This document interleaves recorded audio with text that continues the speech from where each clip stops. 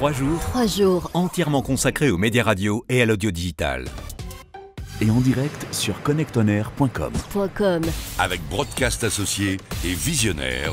Et diffusé sur Paris en DAB+, par Towercast. De retour ici sur le plateau de la radio du Salon de la radio où on a tous les invités qui nous fallait. Olivier Malcura est là, François Querelle est là, Florent Martin est là, le vrai, hein. Le vrai. On nous a confirmé tout à l'heure, c'est bien le vrai, c'est pas le celui qui est arrivé. David Kolski est là dans le coin, il vient venir nous rejoindre aussi. Puisqu'on arrive, ça va toucher à sa fin et on va faire un grand show maintenant jusqu'à la fin pour vous présenter tous les gens qui ont été à la base de cette... Très bien, maintenant on vient avec son... Alors je me suis dit que ce serait sympa pour clôturer la radio du Salon de la radio de faire un petit happening et d'essayer de faire de la radio avec ces petites choses dans la bouche. Qu'est-ce que vous en pensez? Je pense que ça pourrait faire une bonne émission, c'est plutôt pas mal. C'est un truc de stagiaire. Faites attention parce que Florent Martin va faire d'autres propositions. Non, il faut que je fasse attention aux lunettes parce qu'il y a des personnes âgées qui ont oublié leurs lunettes. Alors je tiens à préciser pour les gens qui nous écoutent à la radio que les petites choses qui sont dans la bouche sont des petits bonbons de toutes les couleurs où il faut mettre le monde entier au courant qu'ils existent. Non, voilà, c'est pas des grisouillages que vous avez dans les oreilles, c'est bien les paquets de M&M's. Voilà. C'est voilà. Et tout le monde arrive. Ça craque aussi. Donc ça risque d'être quelque chose de terrible. On va essayer d'être sérieux quand même l'espace de quelques instants. Ça aurait été bien. Puisque nous allons parler d'un média qui nous a amené ici, c'est la Lettre Pro quand même. Ah bah oui, bien sûr, la Lettre Pro de la radio, où nous collaborons tous les trois avec François, avec Florian. Florian est plus sur les parties techniques parce que c'est sa passion, c'est son métier, et la technique radio c'est un truc qui lui parle. Et puis avec François on est plus sur de l'interview, sur du contenu, sur voilà, comment est-ce que les acteurs voient la radio, comment ils la font aujourd'hui, leurs émissions, leurs programmes, leurs idées, leurs concepts. Voilà, et on en parle régulièrement, fidèlement, tous les mois. Pousse-toi Alain s'il te plaît dans la Lettre Pro de la radio, qui est donc un mensuel auquel on peut s'abonner notamment via le site internet lalettre.pro. Alors voilà d'ailleurs, pour la petite pub. Première petite question, la question que je vais poser à François, comment ça va? Parce que François on l'a vu partout sur le salon. François, c'est... Je sais pas à quoi il fonctionne, si c'est au M&M's ou autre chose, mais ce garçon on l'a vu partout, courir partout, présenter tout. Comment ça va? Ça va, je suis en train de redescendre un peu sur terre. Ça fait surtout, et je suis pas le seul, des équipes qui sont mobilisées depuis des semaines à préparer ce salon de la radio et de l'audio digital, puisque dans les coulisses il y a énormément de gens qui ont travaillé et qui, je pense, peuvent être assez fiers du travail accompli, puisque tout le monde a le sourire. On a gravé tous les contextes possibles, le froid, la grève, les mouvements sociaux. Le salon de la radio il est là. Et il s'est bien déroulé, on a été extrêmement ravis, et j'ai David Kolski qui vient m'enquiquiner. Ces gens de radio sont insupportables par contre, hein. Ce soir je veux plus en entendre parler, mais ils sont tellement attachants et on a vu, voilà, notre satisfaction c'est de sourire des gens qui nous disent j'ai pu vraiment rencontrer des gens, j'ai pu voir des gens qu'on voit une fois par an. C'est vraiment une grande fête et ça finalement, même si derrière tout n'est pas parfait, si derrière il y a des petits problèmes techniques, si des fois les bouteilles d'eau sont pas forcément livrées tout de suite dans les salles, mais c'est la radio, c'est la base même de la radio telle qu'on l'a vécu. Et on le fait tous avec le cœur et nos visiteurs le ressentent et en tout cas c'est ça notre plus grande fierté, même si effectivement là pendant quelques jours le salon de la radio on va le mettre un peu de côté après et retourner se coucher et reprendre une activité normale. Ah bon, parce que c'était une activité anormale que nous avons eue jusqu'à maintenant. Mais alors c'est une activité un peu surhumaine. Voilà, vu ce qu'on a vécu sur les 3 derniers jours et sur les 2 derniers mois avec les équipes des éditions HF qui organisent le salon de la radio, non, je peux vous dire que c'est pas une vie qu'on peut vivre toute l'année. Alors on va dormir demain. Un truc qui est particulièrement intéressant que moi j'ai noté, enfin je sais pas si vous l'avez noté. Sur le salon de la radio, pendant très longtemps, on a dit oui, mais c'est surtout les patrons de radio qui viennent, les techniciens, parce que c'est du matériel, etc. C'est plus tellement le salon de la radio comme on l'écoute. Et cette année, j'ai remarqué que c'était véritablement devenu le salon de la radio, puisque même les acteurs, j'ai vu beaucoup d'animateurs radio cette année venir, alors que quelque part on se désintéressait peut-être en se disant il n'y a que du matériel, et là c'est le contraire, parce qu'on parle vraiment de radio sur le salon de la radio. Alors c'est vrai que le salon a évolué aussi. C'était d'abord, on le sait, un salon qui était technique, qui répondait aussi à une demande, c'est-à-dire que les radios elles avaient besoin à un moment de se moderniser, de s'équiper, de se numériser. Là le DAB+ fait que également il y a des vraies préoccupations techniques, et c'est l'ADN du salon de la radio, la technique, hein. C'est pour ça que on tient à un certain nombre d'exposants qui sont là depuis très longtemps et qui nous sont fidèles, hein. Les logiciels Winmedia, RCS, IP Studio, je vais en oublier forcément, mais tous les un peu les sociétaires du salon de la radio. Broadcast Associé évidemment, évidemment qui nous aide à produire cette radio du salon, et puis d'autres que j'oublie mais que j'embrasse évidemment, qui nous viennent aussi de l'Europe entière. Et puis il y a toute cette partie contenu sur lequel on travaille depuis maintenant 2-3 ans de façon beaucoup plus importante, parce que ça répond à un besoin. On a envie de parler de contenu, on a envie de parler programme, on a envie de parler musique. On a créé l'espace Music Center Discovery l'année dernière pour permettre à la radio de rencontrer l'industrie musicale, et je pense qu'on l'a fait avec beaucoup de réussite, puisqu'on a amené la musique dans le salon de la radio. Le podcast évidemment, ça a été une énorme vague cette année, et on a multiplié par 3 ou par 4 l'espace consacré au podcast, le Pod Village. Et là on a vu arriver évidemment des gens qui ne connaissaient pas le salon de la radio, qui en avaient jamais entendu parler, pour qui c'est de la radio, c'est pas du podcast.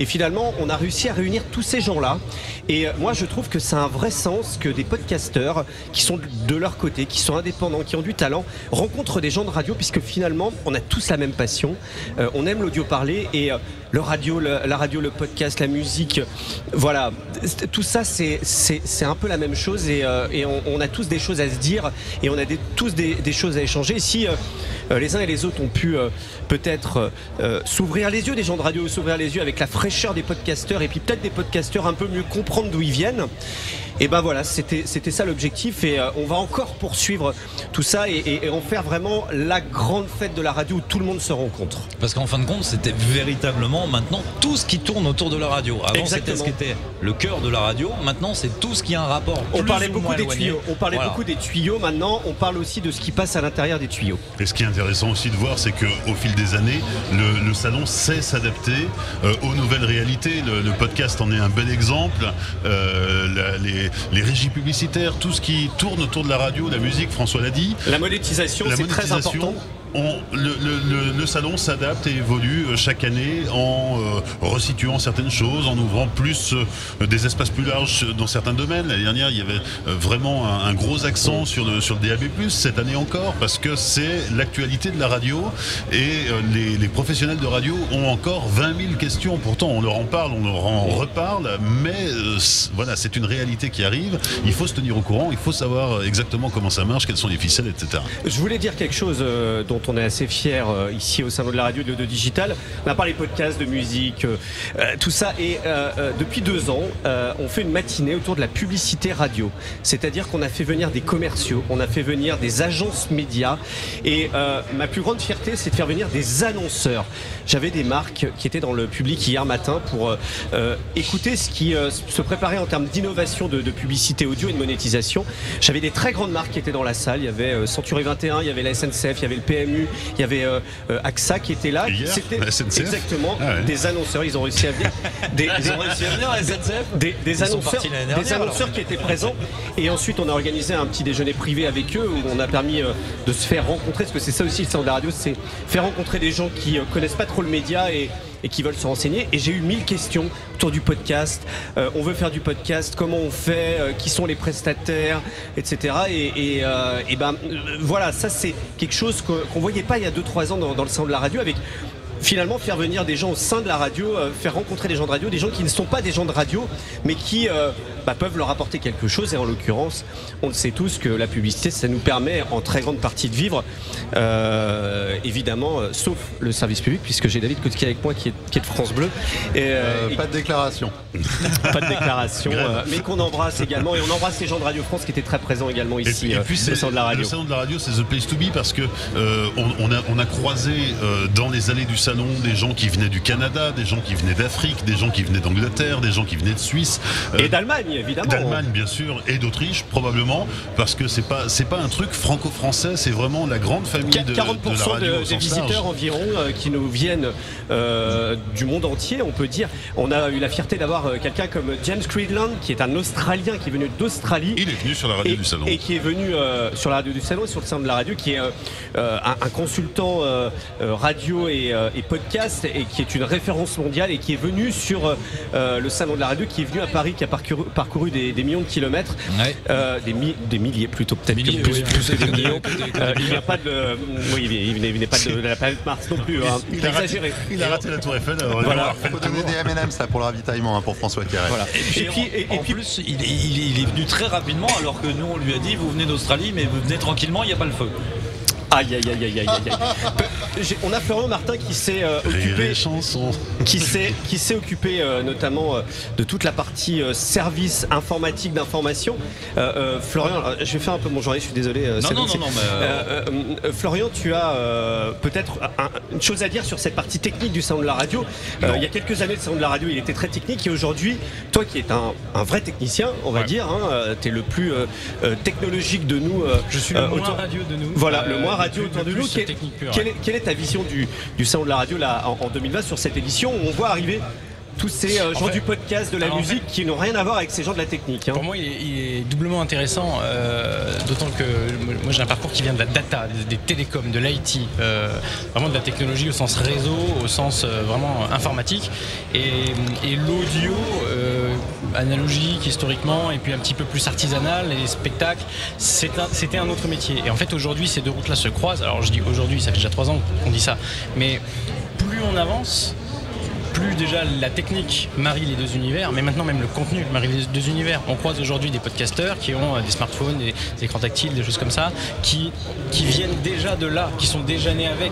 J'ai croisé des gamins de 17 ans qui ont des podcasts et qui cherchent des moyens de développer leur activité, de se professionnaliser. Ça reste un salon professionnel. Tout à l'heure vous parliez des exposants et du curseur entre l'audio et la radio. C'est difficile de marier les univers B2B traditionnel, vraiment l'industrie de la radio qui tient bien, qui tient bon depuis 20 ans, et puis les petits nouveaux qui sont presque des consommateurs interactifs, mais ils sont en train de se professionnaliser, donc c'est quand même des pros. Et en fait, moi, avec mon regard technique, je suis très rassuré en fait de tout ça, parce que maintenant, même le contenu, c'est numérisé, même la pub, c'est numérisé, même la musique, c'est numérisé.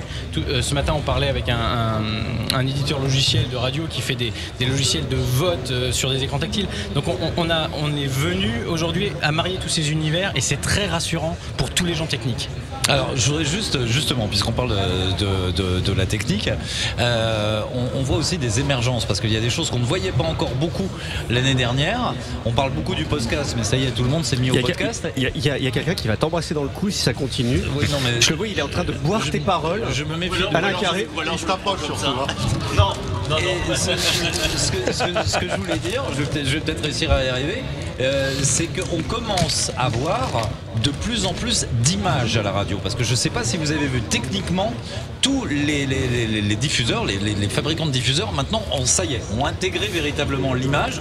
Alors ici effectivement c'est notre cheval de bataille à Broadcast Associé, mais c'est vrai qu'avant c'était quelque chose qui était anecdotique, voire même ça doit rester de la radio, mais là tout le monde s'y met. Alors je veux pas vous casser l'ambiance avec du jargon hyper technique, mais figurez-vous que les standards de l'industrie qui permettent aujourd'hui de transporter l'audio sont tous en train de se restandardiser autour du transport de l'image. Alors bon, je vais pas vous ennuyer avec des standards, mais vous avez peut-être entendu parler d'AES 67. Là, on parle de SMPTE. Bon, c'est du jargon, mais typiquement, les infrastructures techniques des télés et celles des radios sont en train en ce moment de se marier au plus haut sommet de l'industrie. Et c'est propagé aujourd'hui dans toutes les branches de l'ingénierie. Donc, c'est complètement vrai et ça touche même le fonctionnement natif et naturel de nos studios. Donc, c'est pas étonnant. Ça vient évidemment, la demande vient du contenu, la demande vient de l'exploitant et du consommateur. Mais aujourd'hui, toute l'industrie l'a compris. Et même s'il y a toujours cette petite frontière entre la télé et la radio, il ne faut pas confondre une radio filmée et une télé, le fonctionnement fondamental du système radio enrichi, moi. Non, c'est vrai. Radio enrichi, c'est plus joli. Après, le groupe Altis est un modèle. Le groupe Altis est un modèle là-dedans, avec RMC notamment, où ils vous disent qu'ils font ni de la radio ni de la télé, ils font du contenu. Mais je pense que c'est véritablement la preuve que la radio n'est pas morte. Il y a différentes stratégies quand même. Il n'y en a pas qu'une. Mais le cœur de l'industrie aujourd'hui marie de force et de fait nativement les univers télé et radio, et ça en dit long sur ce qu'on va pouvoir faire, ce qu'on va pouvoir produire technologiquement dans les 10 ans qui viennent.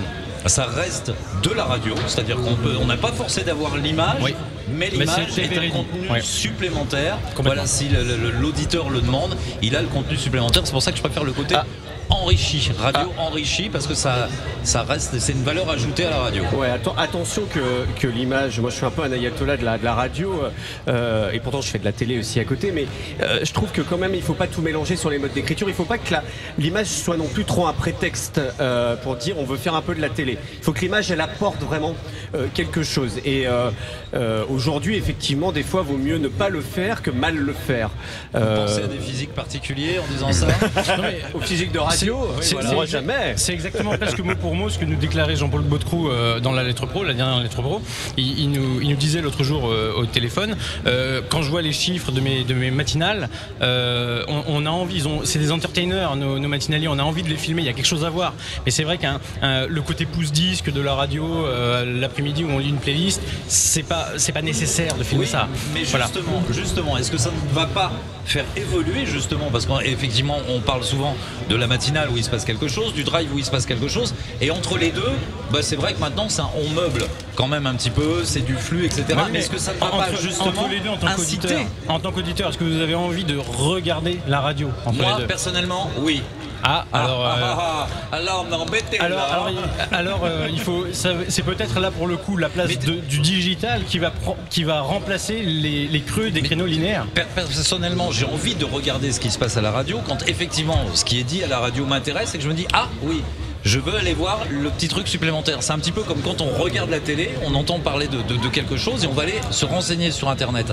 Mais là, on est obligé de passer par deux médias différents. Tandis que le fait de pouvoir proposer sur le média radio effectivement des choses complètement différentes, c'est-à-dire qu'on entend un morceau à la radio, on se dit effectivement sur le RDS le titre est annoncé, mais tout le monde n'a pas forcément le RDS sur sa voiture ou quand on l'écoute par les moyens qu'on peut avoir, mais d'avoir des renseignements supplémentaires, des choses supplémentaires. Moi, pour avoir fait une émission de radio où il y avait en permanence dans la matinale les infos trafic, l'horoscope, etc., les gens me disaient c'est vrai que c'est pratique de pouvoir trouver tout ce qu'on retrouve dans une matinale, mais au moment où on le veut. Voilà. C'est vrai, comme le disait, tu citais Jean-Paul Baudecroux, mais je crois savoir que Jean-Paul Baudecroux, dans son interview, précise bien que regarder, avoir une caméra placée sur un animateur qui fait du flux entre 10h et 16h et qui appuie sur des boutons, c'est pas très glam, quoi. Oui, non. Mais après, il y a des les radios musicales qui sont. Après, regardez les chaînes d'information en continu à la télé. Sans vouloir être grossier, on filme des fois des choses. C'est pas ton genre en plus. Voilà, un nom. Si je peux juste me permettre un mot en avalant mon M&M's. J'entends 2-3 trucs. On est tous fans du même métier ici et je pense qu'on a tous fait un petit peu de tout. Moi, j'aime pas trop quand je vous entends parler d'animateurs pouce-disque ou qui appuient sur des boutons, qui parlent 3 fois par heure. Je pense qu'être un animateur de flux, moi, j'ai pas fait beaucoup de flux dans ma vie. J'ai eu la chance de faire beaucoup de matinales, beaucoup de contenu, mais je connais beaucoup d'animateurs de flux. Et je pense qu'on est tous d'accord pour dire que faire passer des émotions, une idée en 30 secondes, c'est tout autant difficile qu'allumer un micro et s'écouter parler ou parler à deux comme un comptoir de bar pour une matinale qui ne sont pas toujours des moments de qualité. Donc l'animation de flux est une animation qui est difficile à faire avec beaucoup de choses. C'est encore plus difficile de faire passer sa personnalité. Il faut être un très bon animateur pour être un bon animateur de flux. Je sais que tu penses la même chose, mais je voudrais pas qu'on se méprenne sur ce qu'on a cherché à exprimer ici. On en parlait hier soir avec François et Jérôme Delaveau d'Énergie. C'était à quel moment ça dans la soirée? C'était avant ou après l'apéro? Tu as raison David, mais c'est vrai que l'animateur... Et Jérôme disait qu'il était en train de travailler avec certains de ses animateurs sur Énergie pour améliorer, mais ça se joue au millimètre, ça se fait à la pince à épiler, c'est pas du rouleau compresseur. Passer des émotions en 30 secondes, c'est extrêmement compliqué, c'est un vrai métier, mais filmer ces moments-là, ça n'a pas trop d'intérêt. À l'image, c'est pas vraiment... non, mais il n'y a pas que la caméra. On pense tout de suite... Le message passe par la voix. Ça, s'il y a une chose qui n'a pas changé depuis 40 ans en radio, quel que soit ce qu'on met autour, quelle que soit la vidéo, quelles que soient les données associées, le message passe par la voix. C'est un métier de voix, c'est un métier de murmure. On parle à l'auditeur et il y a un homme avec un grand H qui parle à un homme avec un grand H de chaque côté. Et c'est vrai que ça... aucun automate ne le fait, aucune brillance à l'image ne remplace ça. C'est effectivement le message et la voix de l'animateur qui fait quand même le taf. Et d'autre part, même si je suis plutôt d'accord avec vous sur le fait que mettre une caméra pour filmer quelqu'un qui est tout seul en studio, ça vous semble peut-être pas intéressant, mais je pense que aujourd'hui, face à la multitude d'outils de support qui sont accessibles à nos auditeurs, si on veut les ramener petit à petit vers le média radio, il faut avoir aussi plusieurs canaux de diffusion. La personne qui veut regarder ou écouter la radio sur son smartphone, elle peut le faire. La personne qui veut voir des clips se succéder avec un mec qui va faire 4 interventions dans l'heure dans le studio ou le voir juste boire une gorgée d'eau, si elle veut consommer son média comme tel, après tout, pourquoi pas.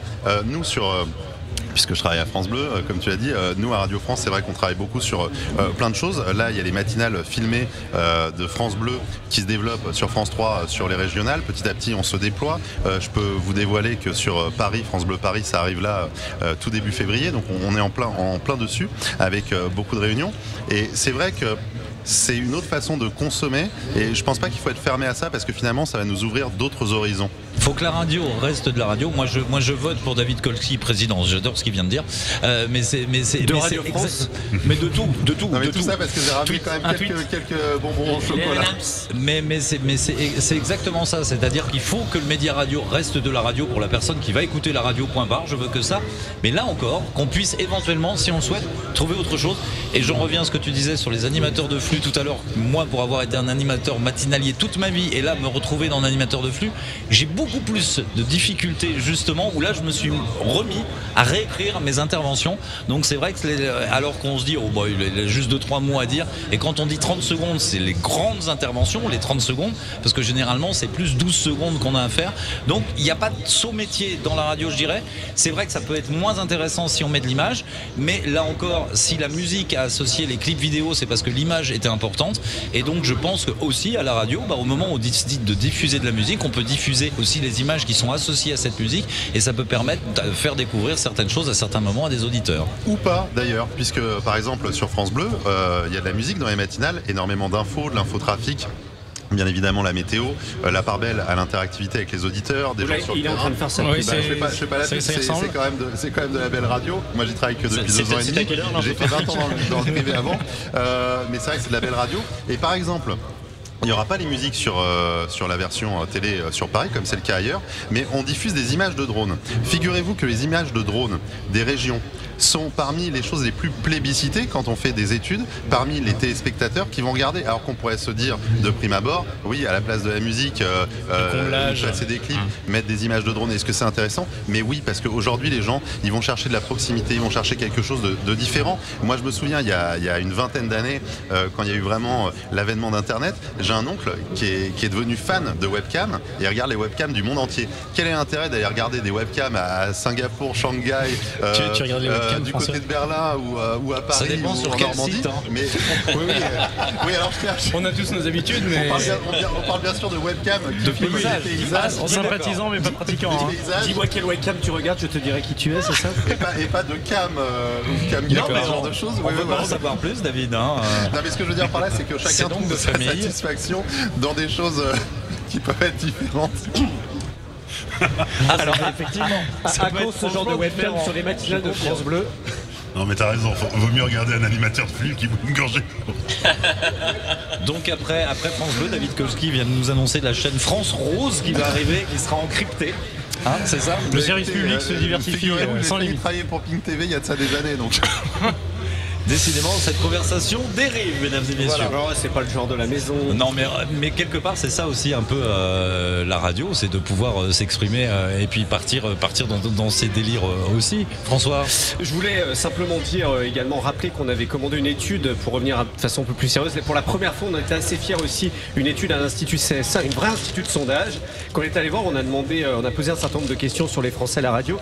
D'ailleurs, vous retrouvez dans le magazine de la Lettre Pro de la radio le compte rendu de ce sondage qu'on a réalisé avec RCS et Lagardère Publicité News.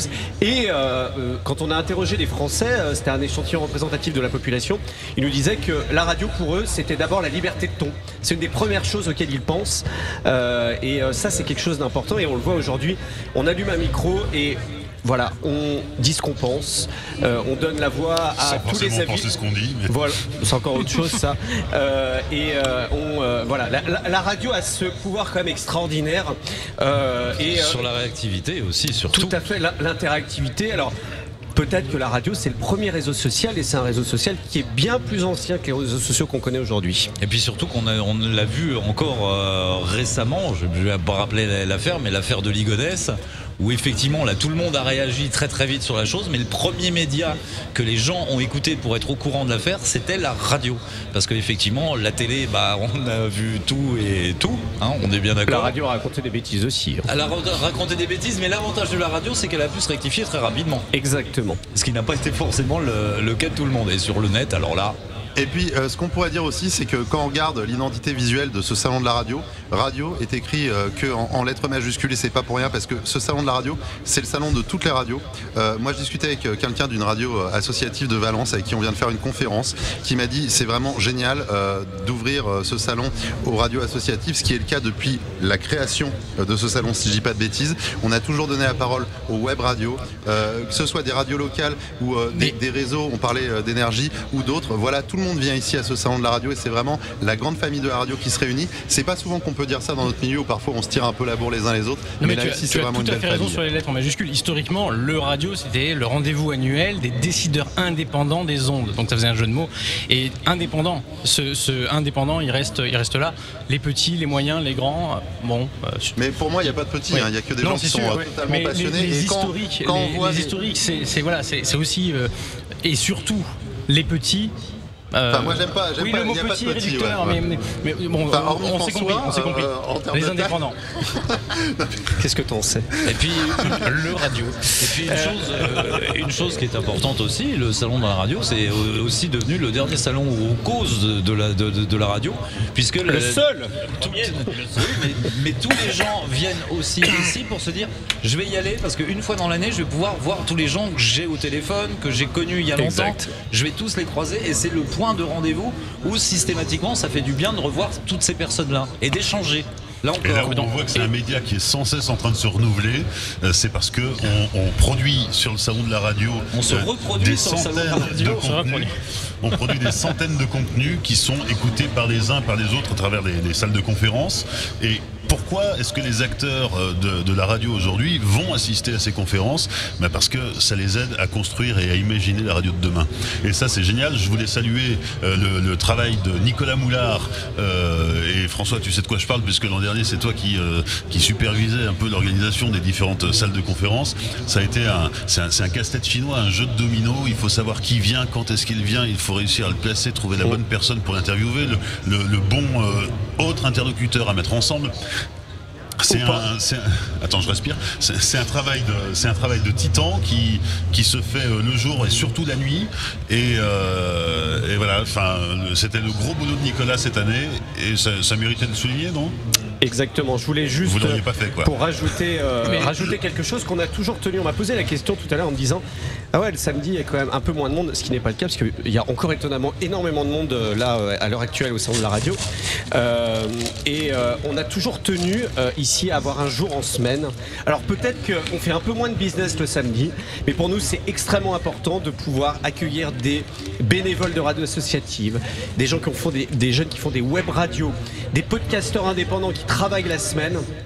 Pour nous, c'est un élément extrêmement important parce que, on le dit souvent à nos exposants, ce sont eux demain qui vont faire la radio, qui vont peut-être être dirigeants de radio, qui vont être les futurs animateurs, les futurs grands journalistes. Et cela, on tient à ce qu'ils puissent venir un jour de week-end ici au salon de la radio. C'est pour ça qu'on tient à ce jour du samedi. Il y a une notion d'héritage et de passation. Alors j'en profite pour enchaîner sur l'équipe qui organise au quotidien le salon, sur la petite logistique, les petites mains, les petits niveaux des micros dans les salles de conférence, etc. Vous savez que vous allez le mettre en colère, dire tout sans arrêt petit. David Skolski n'aime pas. On a des équipes de bénévoles. Bon, c'est assez incroyable le travail qu'ils accomplissent. Cette année, on a eu un renfort des jeunes de l'ESRA, section ISTS, qui ont mis à dispo 10 jeunes passionnés de radio, ingé son, 3e année, qui sont venus en renfort. On a un coup de main assez traditionnel du Studec. On a des passionnés de radio, des indépendants qui ont parfois leur propre web radio à la maison, qui viennent pour aider, et ils sont là pendant 3 jours, même pendant plus que ça, au charbon jour et nuit, pour que tout soit prêt, pour que tout marche, et puis ensuite on fait le reste. Et c'est là justement je vais y retourner parce qu'on va commencer à remballer, on a beaucoup de boulot, et le salon aujourd'hui repose techniquement, mais aussi spirituellement, si j'ose dire, sur cet esprit-là, qui vient de la passion et qui vient des jeunes qui vont assurer la passation du métier et des métiers. Parce que chaque année, on découvre de nouveaux métiers dans ce média.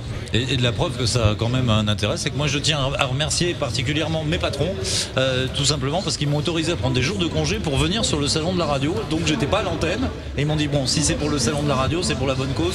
Donc ça prouve quand même.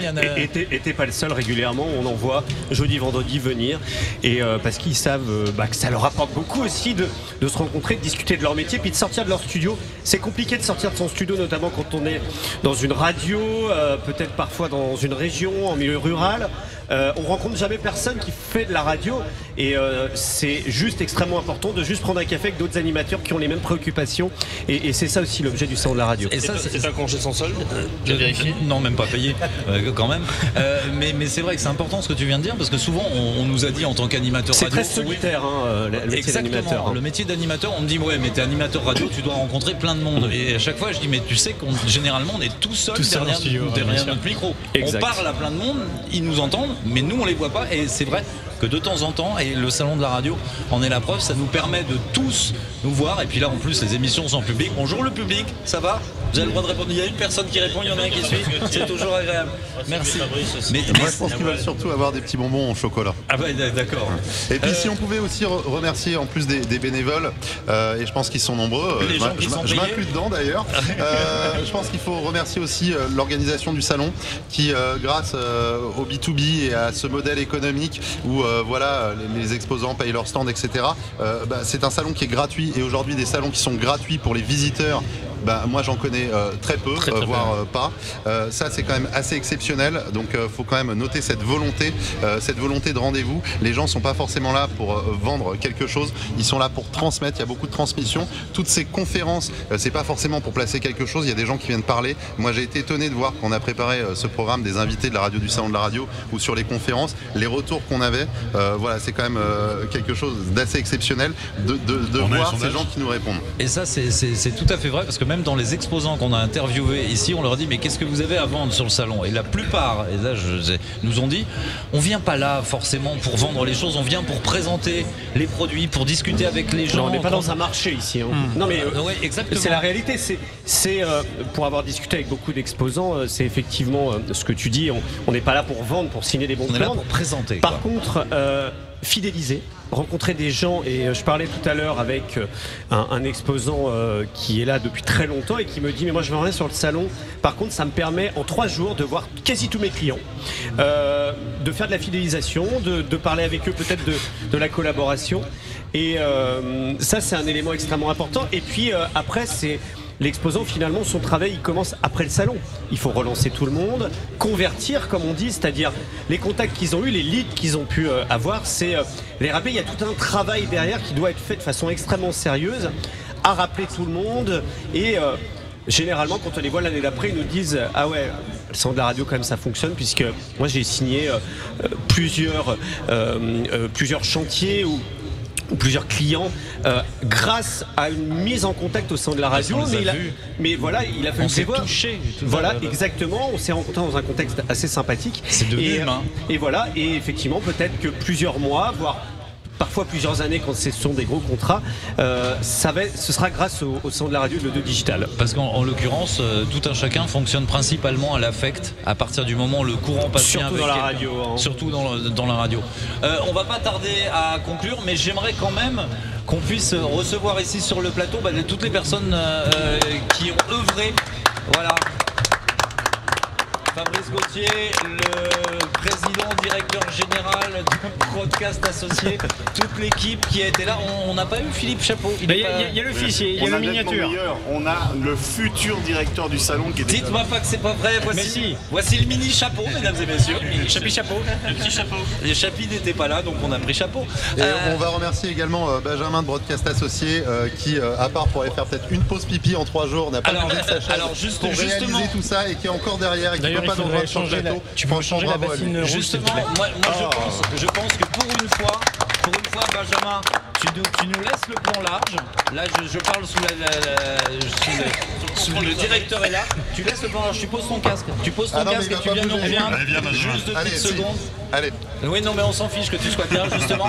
La radio, c'est être de temps en temps dans l'inconfort. Eh bien, tu vas sortir de ton petit confort. Et vous allez voir, il va rediriger une caméra vers lui pour pas avoir à bouger. Ce garçon est tout juste incroyable. Il va rediriger une caméra vers lui. Mais il le fait proprement. Non, il va venir, il vient. Messieurs, tonnerre d'applaudissements. Allez, Benjamin qui va venir nous rejoindre. Voilà. Et Benjamin qui répond présent au salon de la radio, au Radio Tour, à chaque événement où Broadcast Associé débarque en renfort. Évidemment. Toujours là. Et j'adore parce que je sais qu'il déteste ce moment. Il l'a quand même fait. Mais tu vois, il a plein de badges pour rentrer partout. Il triche, il a plusieurs noms en fait. C'est vraiment. Là, il a 154 ans de salon de la radio. François. Je voudrais donner un chiffre qu'on va annoncer dans quelques instants. Ça sera le 12. C'est le nombre de visiteurs du salon de la radio. Alors. 8100 visiteurs, une hausse de 8% par rapport à l'an passé. On va l'annoncer dans quelques instants, je vous le donne en exclusivité. Donc malgré le contexte des grèves, contexte social difficile, le salon de la radio a fait déplacer les passionnés, parfois même en voiture, à cheval, à vélo. Mais ils sont venus et on est extrêmement fiers de ça. Et puis le nombre d'exposants est également fortement augmenté. Et l'année prochaine, notez bien déjà les dates pour l'année prochaine, du 21 au 23 janvier 2021. Et justement, j'aurais quand même passé... Et l'Italie qui sera l'invité d'honneur. J'aurais passé le micro quand même à Fabrice Gauthier. Oui, et puis demander à François, parce que je crois que ça y est, c'est décidé. Je crois que le salon de la radio va repartir en province, en tournée pour 2020. Parce que autant on vous donne rendez-vous en 2021, mais pour tous ceux qui nous suivent à distance, notamment en France, on va repartir sur la route pour aller rencontrer les radios. Tu peux nous préciser les dates prévisionnelles? Oui, voilà. Donc c'est vrai qu'on a fait un radio tour en 2019 qui était un peu la version régionale des salons de la radio sur une journée de rencontre pareil, gratuite pour l'ensemble des médias radio avec des exposants, des partenaires qui nous ont aidés à pouvoir réaliser cette tournée. Et en 2020, on va repartir sur les routes de France. Ce sera à partir du 9 avril à Rennes. On n'a pas encore choisi entre Strasbourg et Nancy. On sera également à Paris, puisqu'on a décidé de faire ce type de rencontre également à Paris, puisque c'est un autre exercice que le salon. Ce sera le 2 juillet, le 1er octobre à Nice et le 5 novembre à Montpellier. Donc voilà, on va communiquer assez rapidement sur les lieux et sur la façon de pouvoir y participer. Puis peut-être d'autres dates qui viendront en fonction des besoins. On aimerait bien aller à Genève, peut-être on a eu de la demande. Et puis les 1er et 2 juin prochains, pour la première fois, le salon de la radio va s'exporter, puisque on va être à Casablanca au Maroc pour un Radio Tour Maroc avec les mêmes équipes. Ce sera les 2 et 3 juin prochains au Maroc. Et on est très fiers de ça, de pouvoir aussi arriver à échanger avec ce monde de la radio qui est en train d'émerger là-bas au Maghreb. Et on est assez excités aussi de pouvoir lancer ce Radio Tour Maroc les 2 et 3 juin à Casablanca. Un grand merci à tous ceux qui nous ont suivis, tous ceux qui sont venus. Sachez que vous pourrez revoir. Philippe Chapeau. On va donner le mot de la fin au président. Mais je voulais juste terminer en disant que toutes les émissions que vous avez vues, que vous avez pu suivre sur connectonair.com, les conférences que vous auriez ratées ou que vous voudriez revoir, vous allez pouvoir les revoir sur connectonair.com, la première plateforme dédiée aux professionnels de la radio et de l'audio digital. Ça ne s'arrête pas ce soir, au contraire, ça ne fait que commencer. Et le mot de la fin, on va le laisser pour le président en place. Tout à l'heure, on vous a présenté celui qui va le virer. Mais je vous présente Philippe Chapeau. Il y a Victor qui était à ta place tout à l'heure, comme tu n'étais pas là. Oui, on s'est dit, ça y est, le fiston, il va prendre la place du père. Parce que je vous rappelle que ce salon a été créé par Maurice. Ouais. Je pense qu'il faut le redire. Tout à fait. Je pense qu'il serait très content de voir tout le monde là. Et de voir qu'on a réussi un peu le pari de ce salon représentatif de toute l'industrie de la radio, de l'audio digital et du podcast maintenant. Et puis on espère que c'est qu'un début. En tout cas, bravo à tous, parce que c'est aussi le succès de toute une équipe, tout le Radio Crew, il faut le rappeler. On est plus de 50 au niveau du Radio Crew, que des passionnés de radio qui continueront aussi toute l'année à pouvoir être accompagnés par nos équipes, parce que c'est un peu le deal qu'on fait avec eux, c'est qu'on les accompagne tout au long de l'année s'ils ont besoin de contacts ou de choses dans le secteur de la radio. Et puis toute l'équipe autour du Radio Crew, la radio du salon, et puis voilà, toute l'équipe de Broadcast Associés qui fait un boulot colossal pour mettre en vie aussi, parce que c'est la vie, on est dans l'offre de la radio et ça donne envie d'y rester. La preuve là, c'est que les pompiers, ils essaient de faire sortir les gens, ils ont du mal, mais il va falloir, parce que derrière il y a des montages et dans quelques heures il n'y aura plus rien de tout ça et ce sera éphémère, et c'est peut-être ça qui est beau dans la radio, c'est le côté éphémère et ce qu'on garde après quand on rentre chez soi, parce qu'on dit toujours, quand je démarre, je dis toujours plus jamais je fais de salon de ma vie, et puis quand on a terminé on se dit allez, on repart pour l'année prochaine. Donc 21, 22, 23 l'année prochaine. C'est peut-être pas un hasard, le FMR. Oh, c'est joli. Voilà. Merci pour ce mot de la fin. Merci. En tout cas, merci à tous.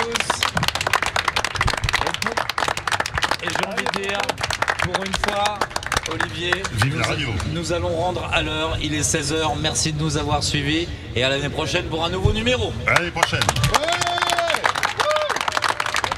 La radio du salon de la radio, avec Broadcast Associés, La Lettre Pro et Visionnaire, sur Connect en Air. The European Radio Show.